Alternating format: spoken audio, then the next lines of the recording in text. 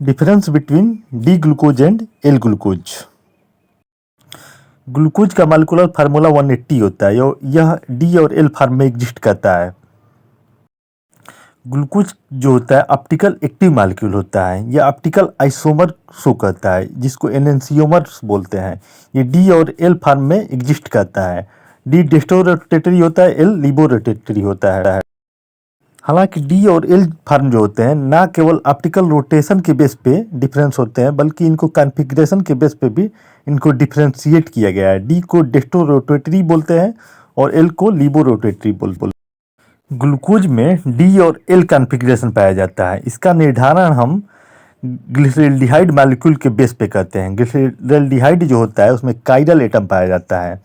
अगर hydroxyl group जो होगा राइट साइड में एग्जिस्ट करेगा तो उसको डी कॉन्फ़िगरेशन बोलते हैं। अगर हाइड्रॉक्सिल ग्रुप अगर लेफ्ट साइड में एग्जिस्ट करेगा तो उसको हम एल कॉन्फ़िगरेशन बोलते हैं।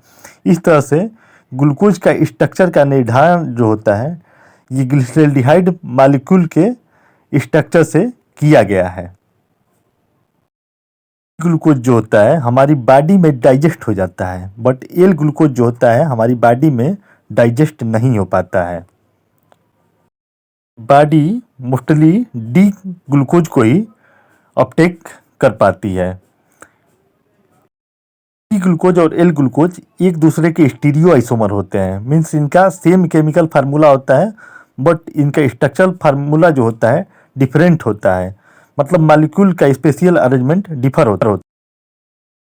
डी ग्लूकोज जो होता है नेचर में लिविंग ऑर्गेनिज्म में पाया जाता है जिसको हम राइट हैंडेड ग्लूकोज बोलते हैं। जबकि एल ग्लूकोज जो होता है इसको हम लेफ्ट हैंडेड ग्लूकोज बोलते हैं। यह एक दूसरे के मिरर इमेज होते हैं। तो ये डी ग्लूकोज का मिरर इमेज होता है। डी ग्लूकोज का यूज बहुत ज़्यादा होता है। इसका यूज हम बायोलॉजिकल प्रोसेस में करते हैं जबकि एल ग्लूकोज का यूज लिमिटेड होता है। हालांकि एल ग्लूकोज जो होता है इसका स्टडी किया जाता है आर्टिफिशियल स्वीटनर और फार्मास्यूटिकल इंडस्ट्री में इसका यूज किया जाता है। एक मेटाबोलाइज के सोर्स पे इसका यूज कर सकते हैं। कंटेंट अगर अच्छा लगे तो लाइक करें और अधिक से अधिक सब्सक्राइब और शेयर करें। अब हम डी ग्लूकोज का स्ट्रक्चर को देखेंगे।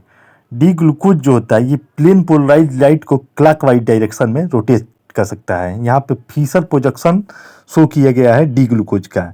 डी ग्लूकोज में 4 हाइड्रॉक्सिल ग्रुप पाए जाते हैं मेन कार्बन एटम के चेन में, जिसमें 3 हाइड्रॉक्सिल ग्रुप जो होते हैं राइट साइड में एग्जिस्ट करते हैं जबकि एक हाइड्रॉक्सिल ग्रुप जो होता है लेफ्ट साइड में पाया जाता है और 3rd कार्बन से अटैच होता है।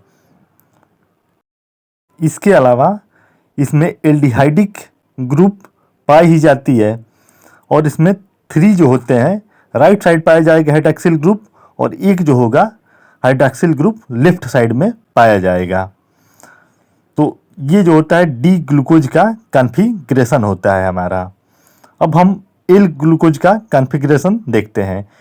एल ग्लूकोज जो होता है मिरर इमेज होता है डी ग्लूकोज का, लेकिन ये मिरर इमेज जो होते हैं नॉन सुपर इम्पॉसिबल होते हैं डी ग्लूकोज के। एल ग्लूकोज जो होता है एनेंसियोमर्स होता है डी ग्लूकोज का और ये जो हाइड्रॉक्सिल ग्रुप जो होता है इसका फिशर प्रोजेक्शन जो है यहाँ पर शो किया गया है। ये एल ग्लूकोज का स्ट्रक्चर है। इसमें 3 हाइड्रॉक्सिल ग्रुप जो है ये लेफ्ट साइड में पाए जाते हैं जबकि एक हाइड्रॉक्सिल ग्रुप जो होगा वो राइट साइड में पाया जाएगा। बाकी जो प्राइमरी हाइड्रॉक्सिल ग्रुप होगा ये लास्ट कार्बन पे जुड़ेगा और एक एल्डिहाइडिक ग्रुप पाई जाएगी।